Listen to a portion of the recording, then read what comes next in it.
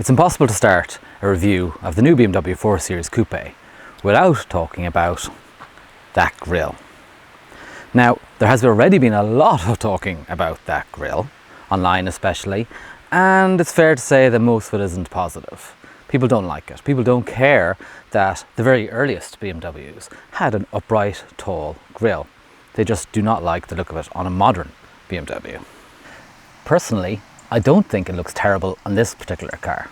The black paint, admittedly, has a big part to play in that. It hides the shape a little bit. Top of that, this is the M Sport Pro package. So it has these black bits on the outside of the grille as well, which are usually chrome. That makes a big difference. These diamond effects do show the grille, which is fine, but also the number plate breaks it up, doesn't it? So I don't think it's quite as hateful as it could be. And you may hate me for saying that, but I think it looks good.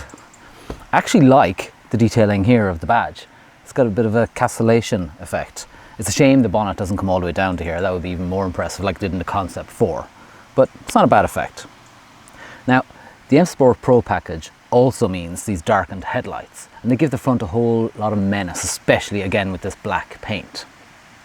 The M Sport Pro package also brings with it these really tasty 19-inch wheels. This black trim continues elsewhere, so there's no chrome on this particular model. And tiny little boot spoiler at the back. Now, the back of the car is worth looking at, and some people will say it's its best angle. It's definitely inspired by the BMW 8 Series actually, especially in terms of the LED lights, but it's got its own personality. Nice haunches here. However, it does depend on where you look at it from. Some people think this bit of metal here, this bit of bodywork, looks too big, and even with 19-inch wheels, it kind of stands out depending where you look at it from. It's a nice diffuser effect at the back and two pipes there as well, so it makes it look wide. A lovely little detail, which you might pick up on when you get a bit closer, is the reversing camera is built into the BMW badge here. That's very neat detailing. In terms of size, the new 4 Series is wider, longer, and a small bit taller than the old car. The wheelbase has been stretched a little bit as well, so it's a bit roomier and it's a bit bigger on the road. On top of that, it's lower than the 3 Series saloon, so it shares a lot of its underpinnings, but the centre of gravity is lower and it rides on a lower suspension setting too. Of course, one of the advantages of the big back of the 4 Series Coupe is that it has a decent boot. It holds 440 litres. Now there's nothing under the floor there, but that's a decent amount by any measure. And these seats fold, split and fold. So there's little grab handles here to do that. And there's actually a ski hatch right in the middle.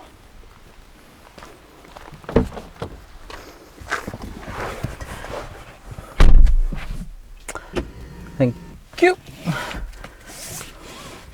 So, the robot arm hands you your seatbelt, which is very nice. Obviously, if you're buying a coupe, the seat you're most interested in is the driver's seat. Now, like all modern BMWs, there's a huge amount of adjustment here. And the steering wheel in the seat itself.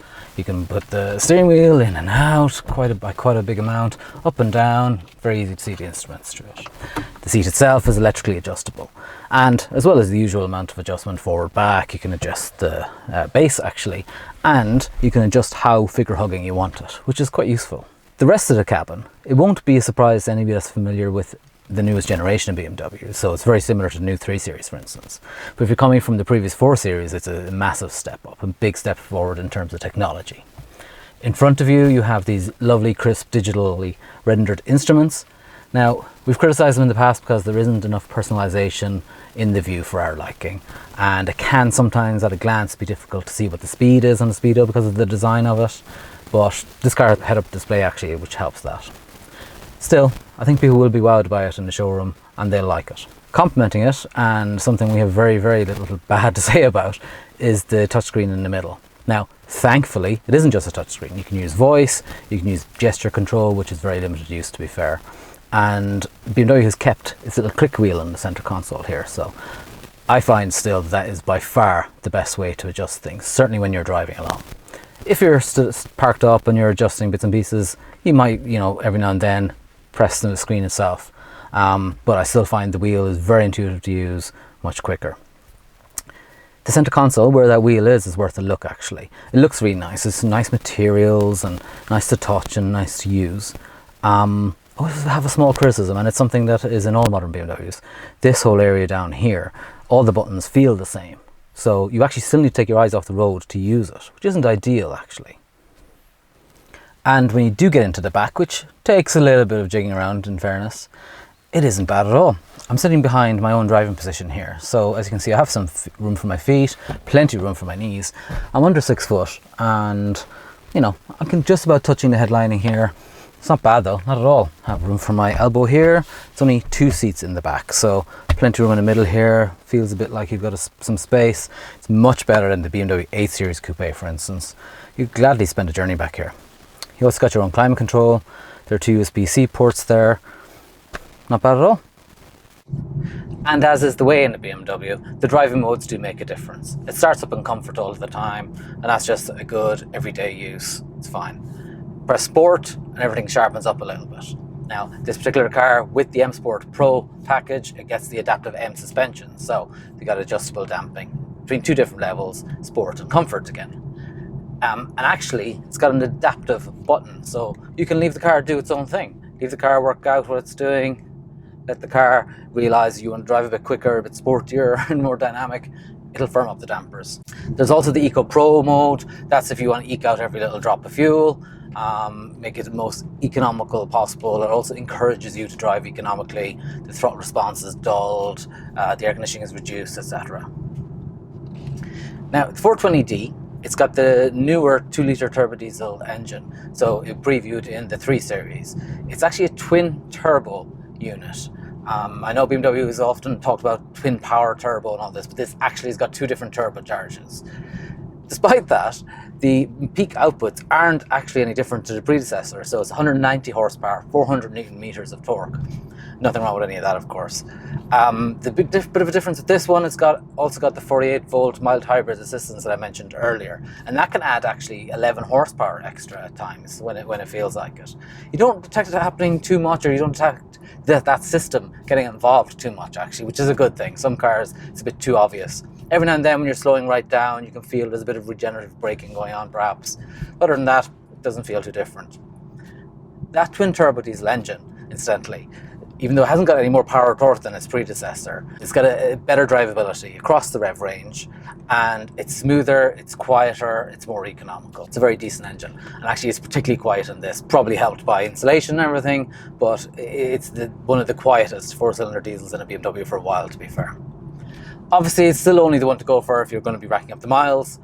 If you're not, if you don't do 20, 25, 30,000 or more kilometers a year, it's probably still better off sticking with one of the petrol engines. This one has variable steering, so it's a variable ratio steering, which means that when you're driving along the motorway, it's nice and smooth, it isn't over-responsive, it isn't nervous. But yet, you turn into a corner, and the more you turn, the quicker the rack becomes, and that's actually quite satisfying and works very well on a tight, twisty road. And actually, the 4 Series in general works very well on a tight and twisty road. It does the long distance GT thing very well. The job done. It is firmer than it used to be. It's firmer than the 3 Series, and BMW actively went out to, on purpose, make it the sportiest car in the class rather than being an all-rounder. To that end, it's got firmer springs and dampers than before, bigger anti-roll bar, etc., lower center of gravity. What it does mean, however, on that you can hear my voice, on a small road like this in Ireland where the surface isn't great, it's a bit jiggly. It isn't supremely comfortable. You never would call it a magic carpet ride, for instance. But what you soon realise is that even if you up the pace a little bit and it's a really particularly interesting road, the car handles it. The damping seems to get better the faster you go. But the best thing about it is that you don't have to drive it like it's a hire car or that you stole it to enjoy it. It's really enjoyable. The steering has got some feedback, you feel like you're engaged, but the limits are very high. It's got huge limits of grip. It's great stability actually. What you notice is the previous 4 Series, it could be potentially a little bit skittish at times, especially when it was a bit wet or greasy. This one isn't really at all. It's a lot more stable. The wider track probably makes that happen. But then when you do push it a little bit further, or you get the opportunity on a track or on a particularly interesting road in the middle of nowhere, it just soaks it all up. It just gets better and better and better. It's a real driver's car, and that's even this 420D model actually. Now, as ever, we've got BMW's 8-speed automatic. I mentioned earlier how superb it is, and it really is. It has more updates, and it just, when you're driving around in comfort, it slurs the changes in just as smoothly as you'd want. But then when you have got in sport mode and you want to change this to be quicker, it is supreme. It just bangs them in, but it's still fairly smooth, to be honest. It bodes well for the forthcoming M4 and of course the M440i and M440D that this pretty standard 420D feels so good. Admittedly, the adaptive M suspension probably has a part to play in that, but the basics are there. It's a proper driver's car. The thing is though, it doesn't alienate those that don't love driving. It's nice to drive at normal speeds, you know, around town or up and down the motorway. It's just a pleasant car to be in. The quality helps with that. The noise insulation is quite good. It's probably worth mentioning that those bigger wheels that come with the M Sport Pro package, they are on high performance tires and they make a little bit more road noise than normal, but it really is fine. It's nothing unexpected. So that's our first look at the BMW 4 Series Coupe. Get involved in the comments below. We'd love to hear what you think. Is the grille okay? Will it grow on us all? Who knows? Besides that, it's obviously a very high quality car. It's good looking and uncontroversial elsewhere. The interior is high tech. It's a big step up from its predecessor. And it kind of lives up to BMW's claim that it's one of the best driving cars in the class, actually.